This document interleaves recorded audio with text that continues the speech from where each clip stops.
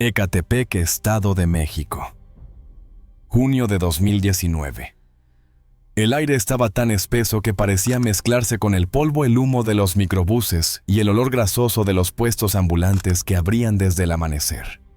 En la colonia San Agustín, justo en la esquina de la avenida central con calle 14, la rutina de siempre se rompió como un vidrio estrellado, cuando las patrullas de la Policía de Investigación bloquearon la calle y una camioneta blanca de la Fiscalía se detuvo frente a un pequeño puesto de tortillas. Allí, detrás de un comal ennegrecido por décadas de uso, trabajaba María Soledad Estrella, una mujer de 68 años, delgada, cabello gris, recogido en un moño bajo, y un mandil floreado que llevaba puesto cada día desde que enviudó. Sus manos curtidas, aún cubiertas de masa tibia, se quedaron suspendidas en el aire cuando los agentes se acercaron. A su alrededor, el olor a maíz nixtamalizado todavía flotaba, mezclándose de forma incongruente con el olor metálico de las armas y la tensión. Los agentes la sujetaron por los brazos con firmeza. No hubo forcejeo. No hubo gritos. Solo el sonido de un suspiro ahogado de algunas vecinas que la conocían desde hacía décadas. La señora que regalaba tortillas a los niños sin dinero, la misma que cuidaba las plantas del camellón, y que nunca le negó agua a nadie. A unos metros de allí, paramédicos de la Cruz Roja intentaban reanimar a un hombre tirado en medio del asfalto. Su cuerpo convulsionaba con una violencia que hacía temblar la banqueta. La espuma se acumulaba en la comisura de sus labios. Sus ojos estaban en blanco y las piernas golpeaban contra el pavimento en espasmos frenéticos. Un paramédico le sostenía la cabeza, otro trataba de canalizarlo, pero el cuerpo del hombre se arqueaba como si algo lo desgarrara desde adentro. La multitud se juntó alrededor formando un círculo de miedo silencioso. En Ecatepec la muerte no sorprende a nadie, pero ver a un sicario del crimen organizado caer de golpe en plena calle, retorciéndose frente a un puesto de tortillas, era una escena que obligaba a todos a guardar distancia y persignarse. Uno de los investigadores levantó la voz con la misma frialdad con la que se anuncia una sentencia. Señora María Soledad Estrella queda detenida por el homicidio de 13 miembros del Cártel Jalisco Nueva Generación, dijo el agente principal. El murmullo del público explotó como un enjambre. 13 sicarios del CJNG. Y la acusada era una abuelita. El agente continuó leyendo del expediente. El arma empleada, tortillas hechas a mano, utilizando una receta aprendida de su abuela curandera tradicional. Algunos presentes rieron por incredulidad. Otros palidecieron. En Ecatepec, donde la brutalidad del CJNG había sometido colonias enteras, la idea de que una mujer mayor pudiera enfrentarse al cártel más sanguinario del país sonaba a locura o a leyenda. Pero los ojos de María Soledad no tenían nada de legendario. No brillaban con derrota, tampoco con miedo. Parecían dos pozos oscuros donde se había acumulado un dolor tan profundo que ya no quedaba espacio para temblar. Miraba al hombre convulsionando como si lo hubiese visto antes, como si la escena fuese parte de algo que ella ya había vivido muchas veces, aunque nadie más lo supiera. El paramédico que intentaba reanimarlo dejó caer los hombros. Cubrió el cuerpo con una manta térmica y movió la cabeza confirmando lo inevitable. La multitud hizo un silencio grave. El investigador anotó algo en una libreta antes de pronunciar una frase que hizo que varias personas se persignaran: víctima número 13. Los agentes empujaron suavemente a María Soledad hacia la camioneta de la Fiscalía. Ella no resistió. Caminó despacio con pasos pequeños, como si llegara tarde a una misa que ya conocía de memoria. Los vecinos le gritaban que se defendiera, que explicara, que dijera algo. Pero ella no dijo nada. Solo giró la cabeza para mirar su puesto por última vez. Allí, encima de un pedazo de cinta adhesiva, estaba la foto de su hijo Mateo Estrella, 33 años, chófer repartidor. Sonreía tímidamente en la imagen sujetando el casco de trabajo. Era la misma foto que la policía le devolvió después de que encontraran sus restos calcinados en un terreno baldío controlado por el CJNG. Desde el día que recibió esa caja con fragmentos irreconocibles, y un informe frío que decía cuerpo quemado para impedir identificación, algo se había apagado dentro de María Soledad. No lloró, no gritó, no se desmoronó. Solo volvió a trabajar como si nada, amasando masa cada mañana, encendiendo el comal, dando los buenos días con la misma calma de siempre.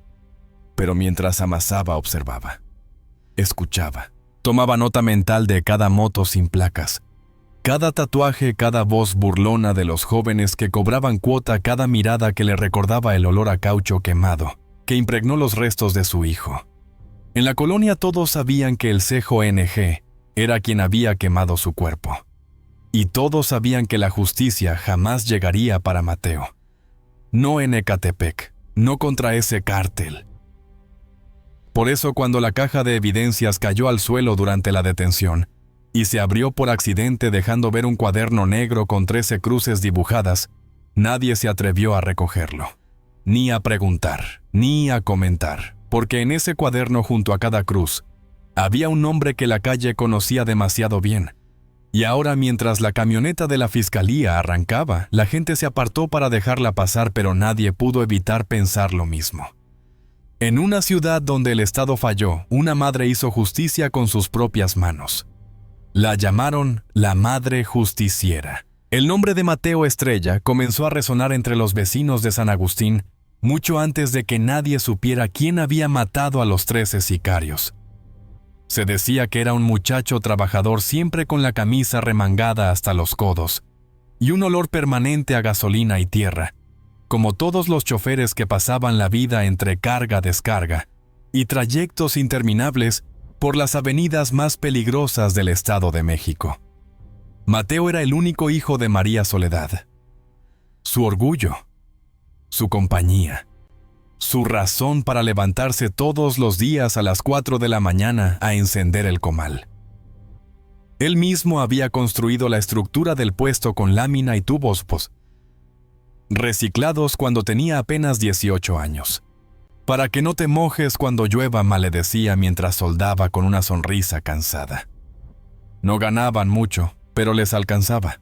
Compartían una casa pequeña de 2 cuartos, un patio donde Mateo guardaba su vieja camioneta de carga y un pequeño altar con la foto de su padre fallecido por una enfermedad cardíaca. Para María Soledad, Mateo era lo único que quedaba de una vida que había sido desgarrada varias veces por la violencia. Por eso, cuando él no regresó a casa una noche de abril, ella supo que algo no estaba bien. Él siempre avisaba, siempre. A las 8 de la noche le mandó un mensaje. «Ya casi termino, ma». A las 9 no respondió. A las 11 su teléfono dejó de sonar. Y en Ecatepec, cuando un teléfono se apaga sin aviso, la esperanza empieza a morir también. María Soledad recorrió hospitales, ministerios públicos, bases de policía, comisarías improvisadas en contenedores metálicos. En todas partes encontró lo mismo: indiferencia, burocracia y rostros que no querían problemas. «Señora, espérese 72 horas», le dijeron en la fiscalía de Xalostoc. «Seguramente está con amigos. Aquí tenemos cientos de desaparecidos. Vuelva mañana». Su hijo tenía antecedentes. Estaba metido en algo. ¿Cómo que no sabe dónde se metió? Cada pregunta era una puñalada, pero ninguna tan profunda como la que llegó 2 días después. Un barrendero municipal encontró un bulto en un terreno baldío en la colonia Las Palmas. Un montón de llantas quemadas, olor a plástico derretido y algo más. Algo imposible de describir sin sentir náuseas. Los vecinos llamaron a la policía. La policía llamó al CEMEFO. Y al día siguiente María Soledad fue citada para reconocer pertenencias. La llevaron a un cuarto frío, donde solo había una mesa metálica y una caja de cartón. Dentro de la caja, sobre papel manchado, había un llavero metálico con la letra M grabada. Estaba chamuscado, parcialmente derretido, pero María lo reconoció al instante. Mateo se lo había regalado un cumpleaños diciéndole: «Mas siempre pierde las llaves». El perito no dijo mucho. No hacía falta. Le entregaron una bolsa sellada con lo que ellos llamaban restos calcinados compatibles con tejido humano. El informe posterior, escrito con lenguaje clínico, que parecía burlarse del dolor, Decía que el cuerpo había sido quemado con métodos utilizados por grupos del crimen organizado, lo que destruía cualquier posibilidad de identificación visual. Solo el ADN confirmó lo que ella ya sabía desde el primer momento en que vio la caja. Mateo había muerto. Y no por accidente. Lo habían quemado. Lo habían desaparecido. Lo habían tratado como basura. Cuando la noticia llegó al barrio, la gente no habló mucho. En Ecatepec el silencio también es duelo. Pero todos sabían lo que significaba cuerpo quemado en Las Palmas, territorio del CJNG, ruta de escape de la nueva, lugar donde tiraban a los que no cooperaban. Los rumores llegaron rápido. Dicen que Mateo vio una entrega. Dicen que lo confundieron con un halcón del otro cártel. Dicen que no quiso pagar cuota. Dicen que oyó algo que no debía. Nada de eso consoló a María Soledad. Nada devolvía al muchacho que cada domingo comía enchiladas con ella, al que le arreglaba el tanque de gas, al que dejaba su ropa limpia sobre la cama para que no batalles más. Durante el velorio, que en realidad fue una misa sin cuerpo, los vecinos la acompañaron con velas y flores blancas. Pero ella no lloró, ni una lágrima. Solo estaba ahí sentada inmóvil, manos entrelazadas en el regazo, la mirada fija en un punto que solo ella veía. Un sacerdote le dijo que debía perdonar. Un agente del MP le dijo que la investigación sería compleja. Un comandante insinuó que posiblemente Mateo andaba en malos pasos. Y allí, en esa sala pequeña donde el incienso no lograba tapar el olor a humo que parecía perseguirla, María Soledad dejó de ser la mujer que había sido durante casi 7 décadas. Regresó a su casa sin hablar con nadie. Entró a su cuarto. Abrió un viejo baúl de madera que perteneció a su abuela doña Aurelia Estrella, una curandera mixteca conocida por sus remedios, sus rezos y su advertencia. En esta tierra a veces la justicia no baja del cielo, se siembra en la tierra. Dentro del baúl encontró cuadernos amarillentos, plantas secas que parecían susurrar secretos antiguos y un rosario ennegrecido por el tiempo. No buscaba venganza, no todavía. Solo buscaba respuestas. Explicaciones. Un motivo. Pero lo que encontró fue otra cosa. Un recordatorio de que su sangre no era de mujeres que aguantaban sin hacer nada. Desde esa noche María Soledad dejó de dormir. Pasaba madrugadas sentada en el patio mirando la puerta como si esperara ver entrar a Mateo, pero su mirada ya no tenía súplica. Tenía algo más frío, más silencioso, más definitivo. Los vecinos empezaron a notar cambios. La vieron observar a los jóvenes del CJNG que pasaban en moto. La vieron tomar nota mental de cada rostro, cada placa falsa, cada tatuaje. Nadie decía nada, pero todos sentían que algo se estaba gestando en ella. Algo que no se parecía al perdón, ni a la resignación. Porque desde el día en que recibió aquella caja con restos calcinados, María Soledad dejó de vivir para vender tortillas. Vivía para otra cosa. Vivía para recordar a cada hombre que sonrió mientras el cuerpo de su hijo ardía. Y uno por uno ella iba a encontrarlos. Y Ecatepec estaba por darse cuenta. Después de la muerte de Mateo, Ecatepec siguió girando como si nada hubiera ocurrido.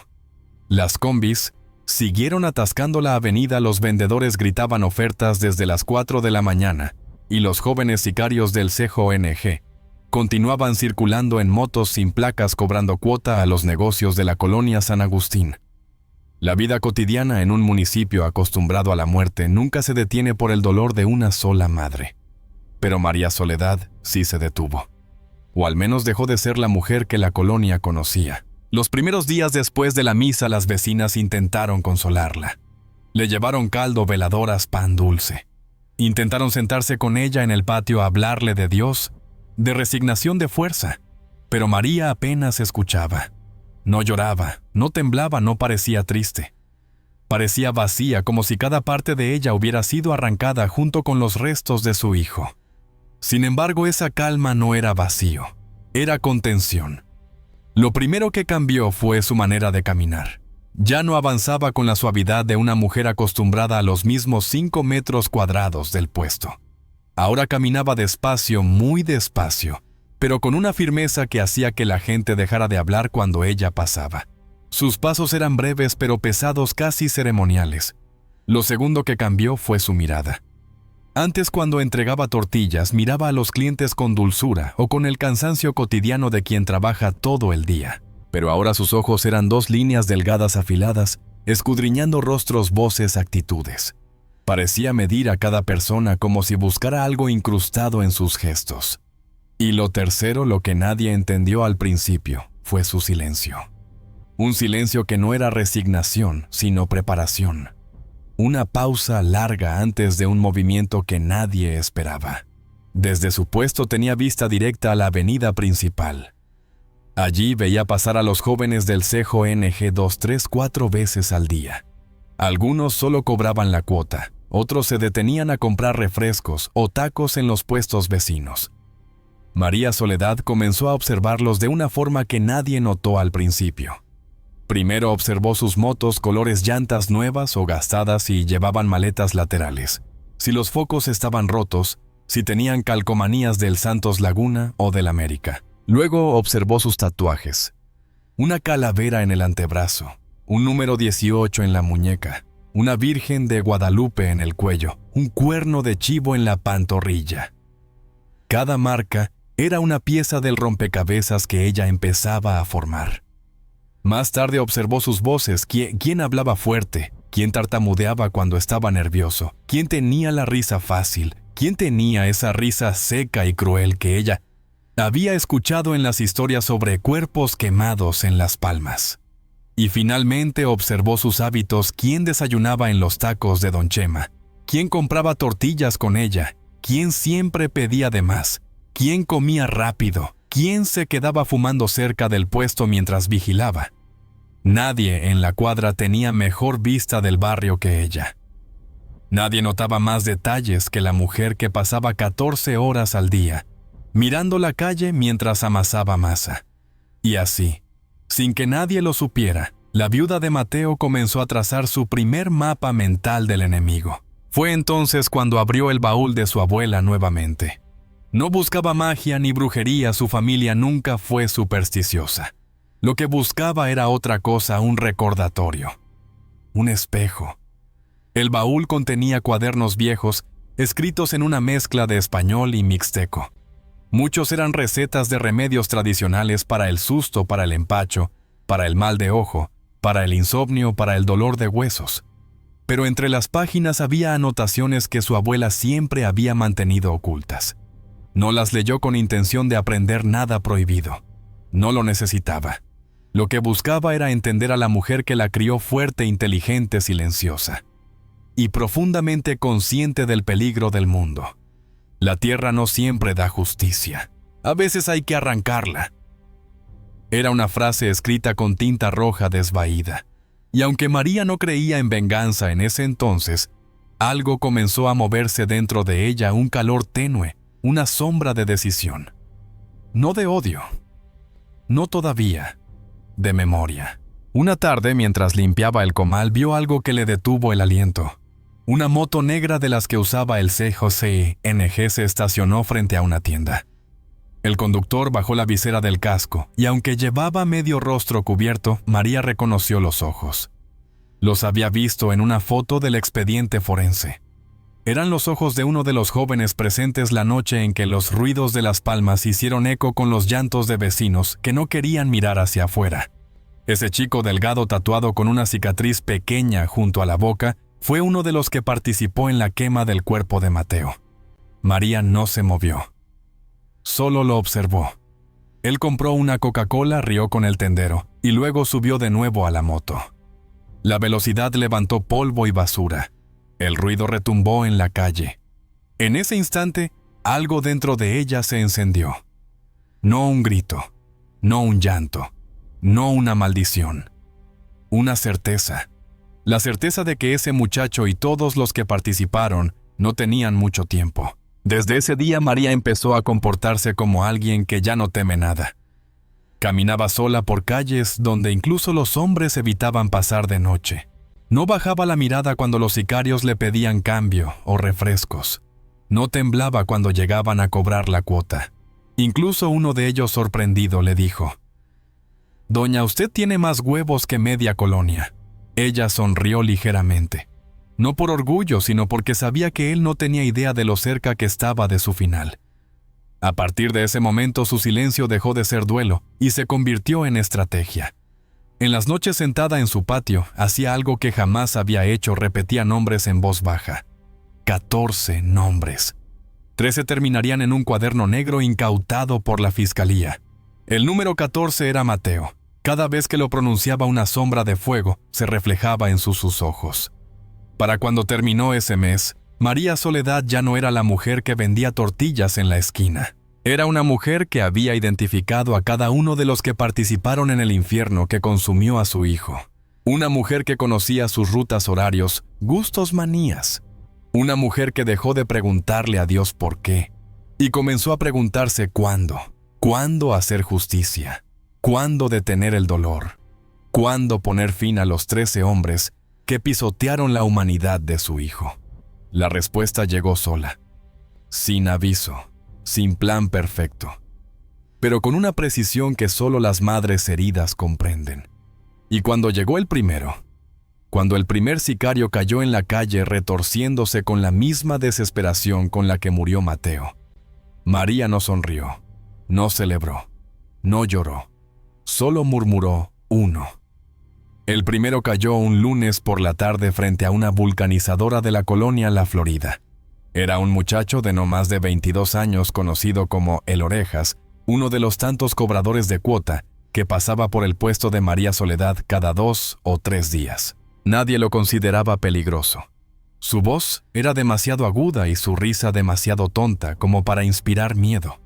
Pero todos sabían que cargaba una pistola bajo la camiseta y que si el patrón se lo ordenaba, dispararía sin pestañear.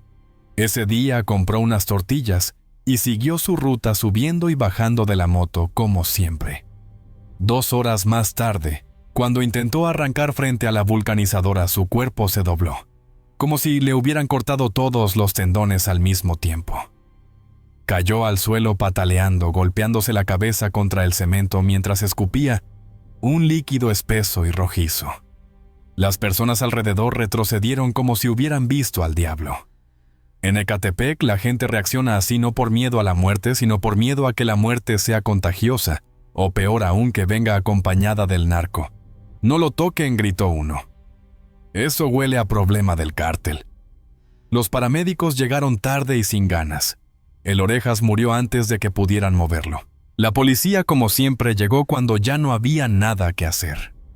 Cuando el rumor llegó a Avenida Central, algunos vecinos miraron a María Soledad con una mezcla incómoda de lástima y sospecha. Pero ella no apartó la mirada. Siguió trabajando. Amasó, volteó tortillas, cobró, dio cambio, como si nada hubiera pasado. Pero esa noche, mientras cerraba el puesto, murmuró una sola palabra: 1. El segundo cayó apenas 4 días después. A El Chiquis, un sicario grande pero con cara de niño, lo encontraron tirado detrás de un contenedor de basura. Se había quejado de un dolor insoportable mientras jugaba fútbol con otros miembros del grupo. Algunos dijeron que parecía borracho, otros que estaba poseído. Cuando comenzó a convulsionar, todos huyeron. Nadie quería que la Guardia Nacional encontrara a un montón de sicarios juntos. Nadie quería ser interrogado. Murió solo entre basura y tierra. La autopsia preliminar lo clasificó como probable intoxicación por sustancia desconocida. Nadie profundizó. En Ecatepec, las muertes sin explicación no generan investigación, solo silencio. En el puesto, mientras una vecina compraba un refresco, susurró: «Dicen que comió tortillas antes de morirse». «Dicen que era cliente de la doña», respondió otra. «Calla, mujer, quieres que te escuchen». Pero María ni siquiera las escuchó. A sus ojos, el Chiquis formaba parte de quienes destruyeron su vida. Otro nombre tachado en su cuaderno de luto. 2. Los sicarios comenzaron a ponerse nerviosos. La calle lo sentía. Cuando el narco tiene miedo, todos tiemblan. El CJNG comenzó a moverse de forma distinta. Circulaban en grupos más grandes, revisaban la comida antes de comer, amenazaban a los vendedores, Desconfiaban entre ellos. La paranoia es un veneno lento. Los vecinos lo notaban. Algunos dejaron de comprar en el puesto de María por miedo. Otros, con una mezcla de respeto y culpa, le compraban más que antes, como si quisieran demostrarle que la apoyaban o que la admiraban en secreto. Ella solo respondía: «Gracias, mijo». Pero detrás de cada palabra había una serenidad de piedra. El tercero. El gordo Tadeo no era un sicario cualquiera. Era uno de los favoritos de El Calavera, el líder de la célula. Bruto, insolente, eficaz y sanguinario. Había participado en varios levantones y palizas. Se reía mientras golpeaba, decían. Una tarde pasó por el puesto: «Doña, échame 10 tortillas para llevar. Hoy toca carnitas con la banda». Ella lo atendió sin temblar, sin sudar, sin bajar la vista. Él se fue insultando a un perro que se cruzó en su camino. 3 horas después, el gordo Tadeo se desplomó dentro de una casa de seguridad mientras masticaba carnitas, como si le hubieran arrancado la vida de un tirón. Sus compañeros gritaron, corrieron, huyeron. Cuando llegó la ambulancia, ya estaba muerto. El cuerpo aún tibio, el rostro congelado en una expresión de terror absoluto. María escuchó la noticia por una tamalera. «Se murió el gordo. Dicen que así nomás de la nada». Qué triste, respondió María, tan joven. Pero esa noche, mientras bajaba las cortinas de su puesto, dijo: 3. Con 3 muertos en 2 semanas, la célula del CJNG entró en pánico. El Calavera, tatuajes de huesos en los brazos y ojos como cuchillas, reunió a todos. «Escúchenme bien», dijo golpeando la mesa. «Esto no es normal. No es coincidencia. Nos están tirando uno por uno. ¿Quién, jefe? No sé, pero alguien nos respira en la nuca». Los supersticiosos hablaron de maldición, los ignorantes del alcohol, los paranoicos de traición. Nadie pensó en una abuela de 68 años que seguía vendiendo tortillas tranquilamente, porque nadie mira 2 veces a una mujer que ha sido invisible toda su vida. Ese fue su mayor arma, la invisibilidad. El cuarto, el quinto y el sexto no tardaron en caer. Uno murió en la calle mientras compraba cigarros. Otro dentro de su casa frente a su madre. Otro durante una reunión del grupo. La policía notó el patrón: jóvenes del CJNG. Síntomas similares: muertes rápidas, demasiado frecuentes. Pero en Ecatepec la violencia no escandaliza, solo cansa. Mientras tanto, María llenaba su cuaderno negro. Una cruz por cada muerte, un nombre, una fecha. No sonreía, no celebraba. Pero cada vez que cerraba el cuaderno, sus hombros se veían menos pesados. Aún faltaban varios. El Calavera estaba furioso. Interrogó, vigiló, extorsionó más fuerte. Pero no imaginaba que la respuesta estaba a metros. En un puesto de lámina oxidada, con un comal caliente y una mujer que ya no tenía miedo. Esta no era la historia de un cártel casado por otro. Era la historia de una madre que había enterrado lo único que amaba y que ahora comenzaba a desenterrar su propia justicia. Cuando cayó el sexto, la colonia entera comenzó a sentir el cambio en el aire. No era una paranoia común. No era el miedo habitual de vivir en un municipio donde la muerte se esconde detrás de cada esquina. Era un miedo diferente, más tenso, más eléctrico, como si una fuerza invisible estuviera arrastrando algo oscuro desde debajo de la tierra. La célula del CJNG en San Agustín estaba acostumbrada a todo tipo de violencia: balaceras, levantones, traiciones, persecuciones. Pero no estaban acostumbrados a algo que no podían ver, prever ni detener. Sicarios jóvenes, hombres fuertes y arrogantes, que creían tener la muerte domesticada en la cintura, caían como animales intoxicados, sin comprender qué los mataba. El primero convulsionó en una vulcanizadora. El segundo murió entre basura. El tercero cayó sobre una mesa llena de billetes. El cuarto frente a su novia. El quinto en plena calle. El sexto en un baño público. Todos con la misma agonía, terror incontrolable. Cuerpos que no obedecían, finales rápidos, pero brutales. demasiado similares para ser coincidencia. El calavera líder de la célula ya no dormía. Pasaba las noches sentado en una silla rota en la casa de seguridad principal mirando la entrada con ojos como brasas encendidas.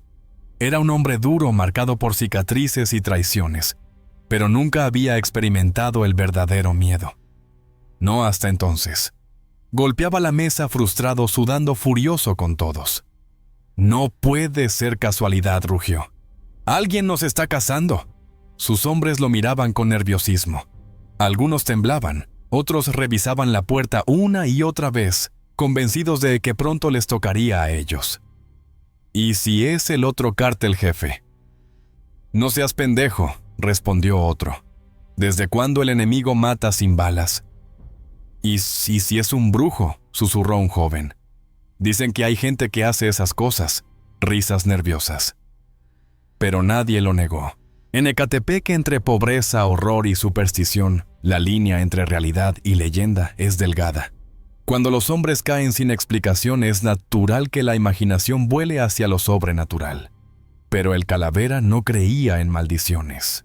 Creía en sangre, en poder, en fuerza. «Esto no es magia», dijo grave. «Esto es alguien que nos quiere muertos, alguien que sabe quiénes somos, alguien que nos está viendo».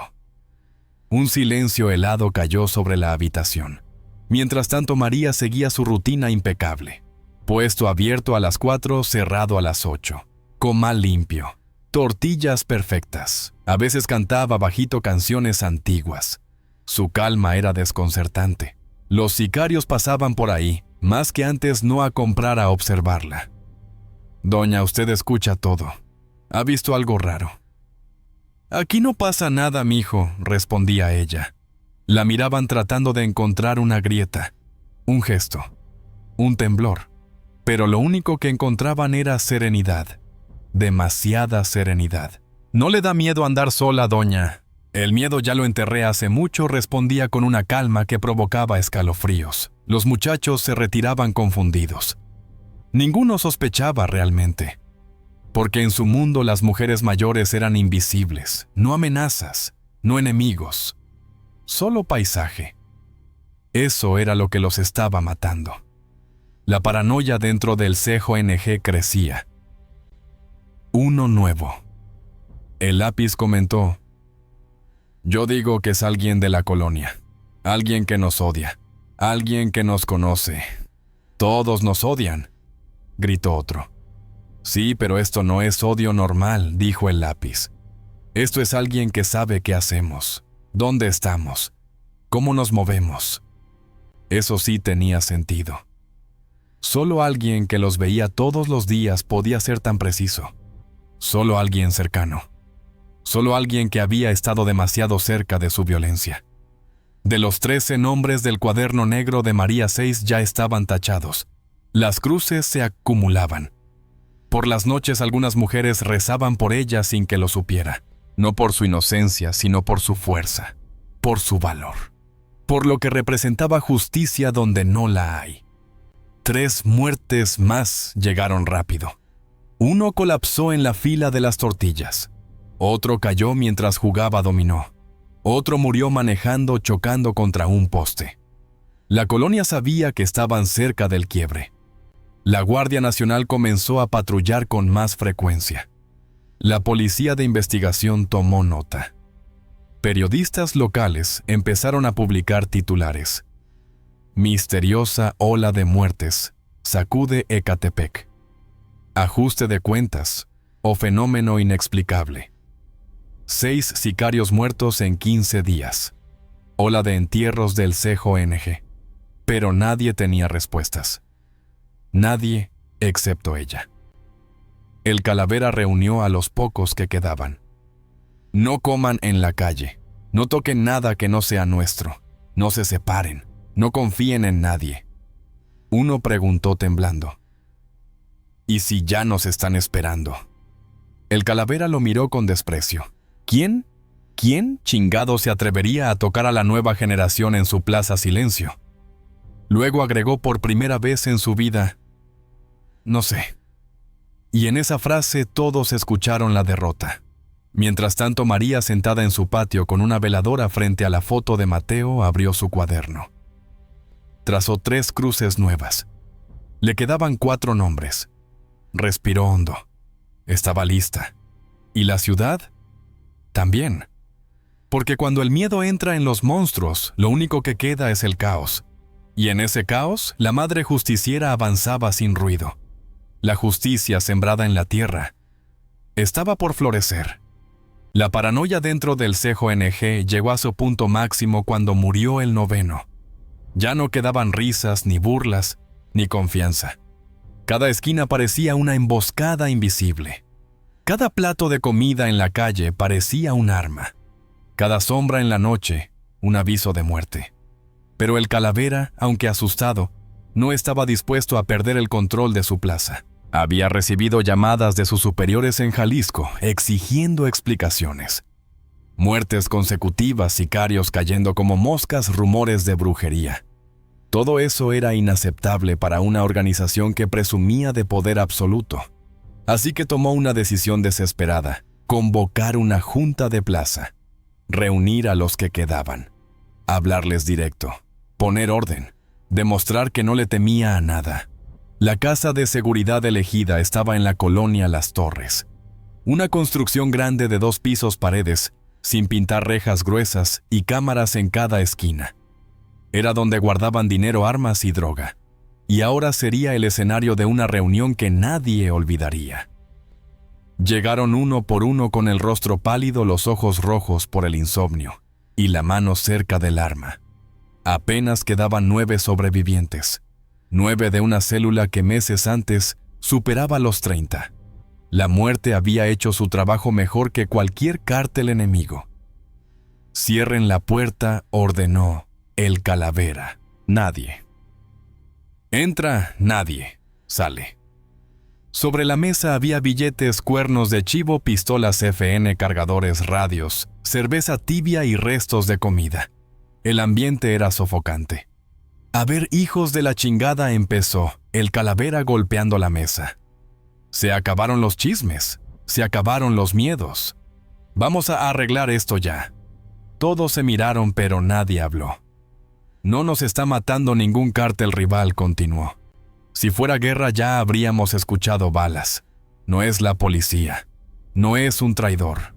No es un brujo ni una maldición». Un silencio pesado cayó como plomo. «Entonces, ¿quién es?», preguntó un sicario joven. El Calavera respiró profundo. «No lo sé.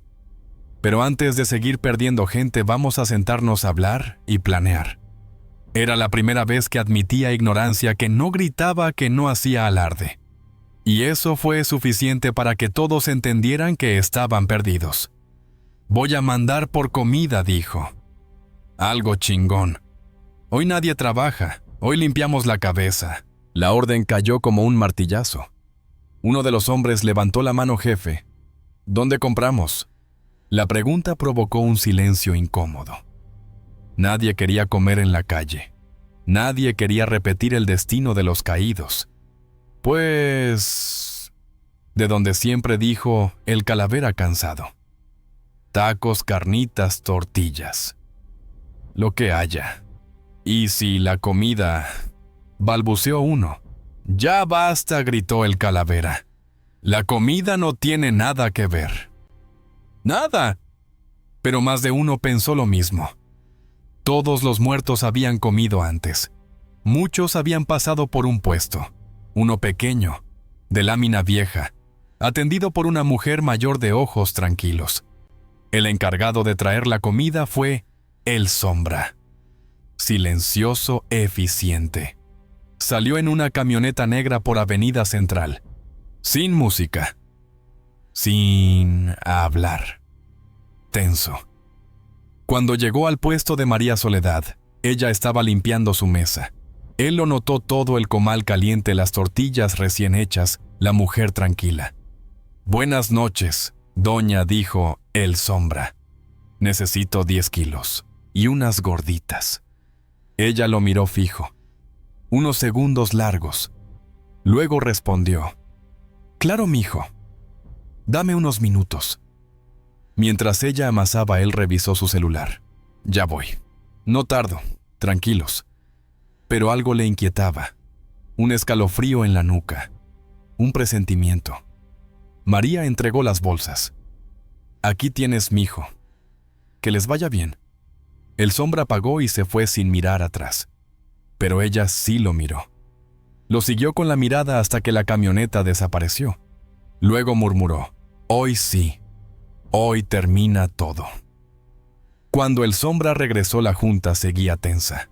Sacaron la comida. Algunos dudaron.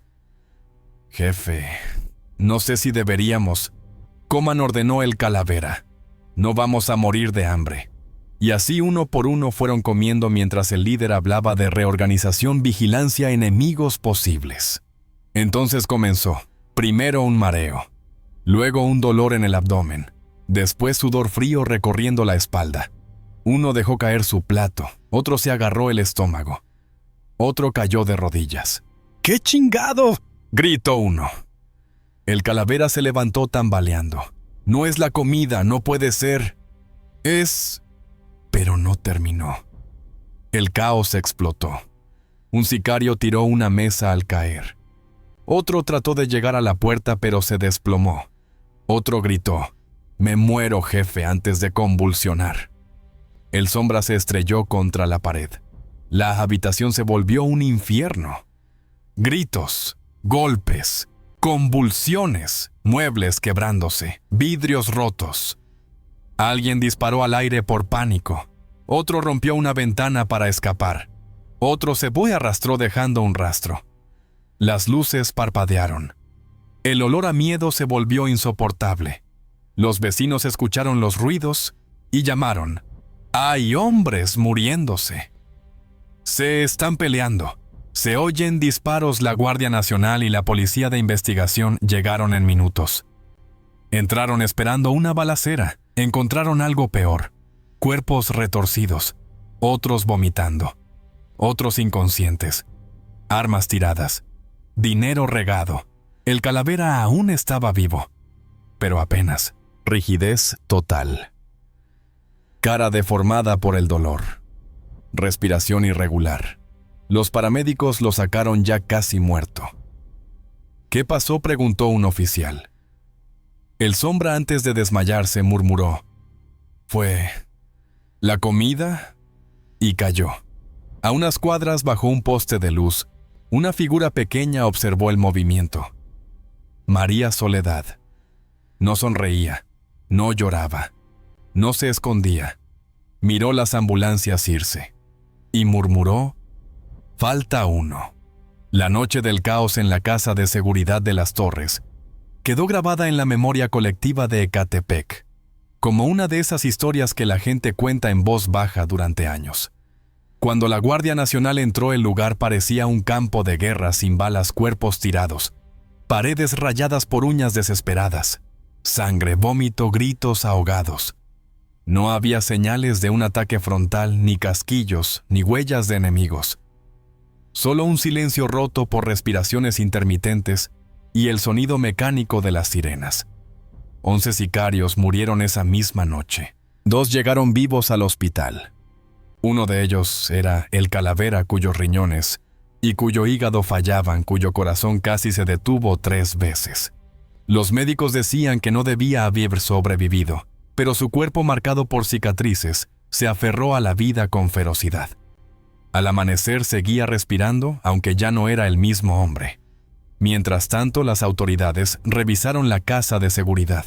Encontraron dinero, armas, drogas, teléfonos quemados, listas de extorsiones.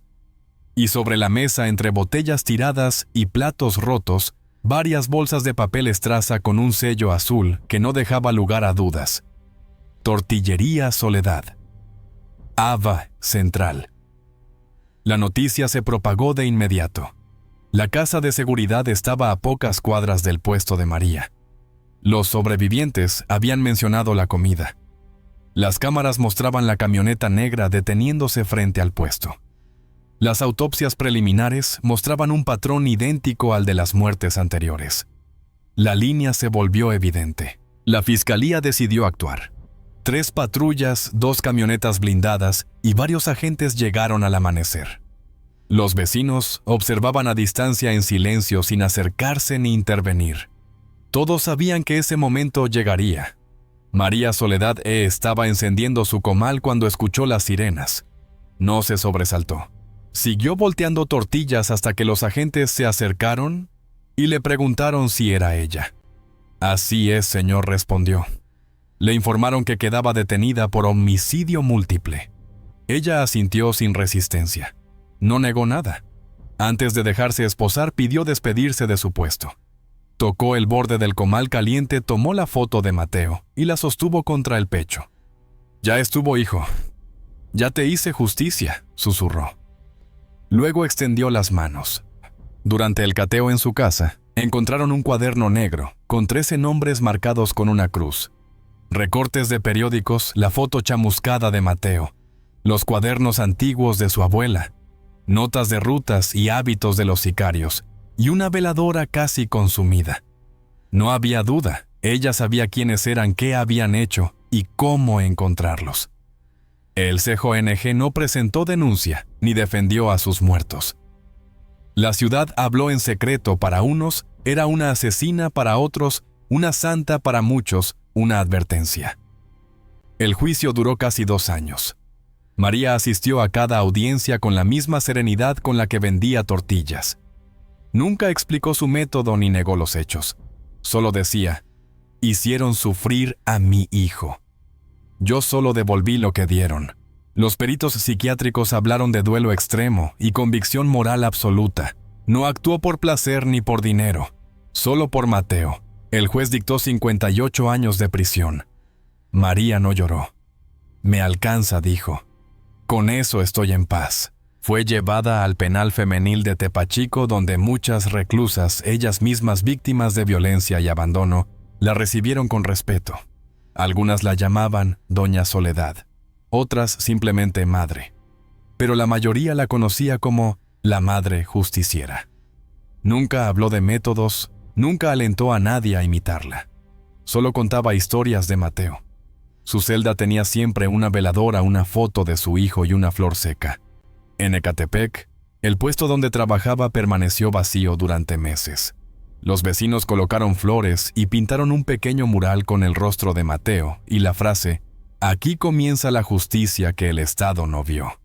Aunque la municipalidad lo borraba varias veces, los vecinos lo repintaron. El calavera sobrevivió, pero quedó irreconocible. Terminó en un penal de máxima seguridad. Una enfermera afirmó que delirando repetía: «Fue una señora. Una señora». Años después, una periodista entrevistó a María en prisión. Ella dijo: «Yo no soy heroína ni monstruo. Soy madre. Y cuando a una madre le quitan lo que ama, ya no tiene nada que temer». La periodista le preguntó si se arrepentía. María miró hacia el cielo detrás del enrejado. «Si Dios quiere castigarme, que lo haga. A mí ya no me queda qué perder». Cuando mencionaron a Mateo por primera vez, se le humedecieron los ojos. Él ya descansa. Eso era lo único que quería. La entrevista terminó ahí. Pero la historia comenzó su transformación en leyenda. Una leyenda que en Ecatepec nadie dice en voz alta, pero todos conocen la historia de la mujer que, cuando la justicia del Estado falló, sembró la suya propia.